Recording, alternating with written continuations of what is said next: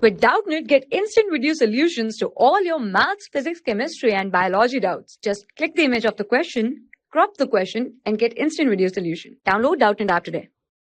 Hello, we are given with a question, and the question says a rubber ball is dropped from a height of 5 meter on plane. If bounces back to a height of 1.8 meter, find the coefficient of restitution of collision.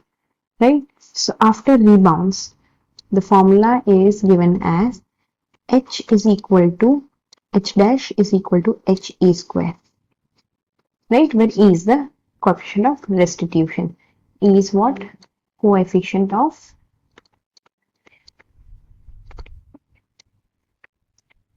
restitution. Right? Now, therefore, what we can say is that e square would be equal to h dash by h, which would be equal to, since it bounces back to 1.8 divided by 5 it would be.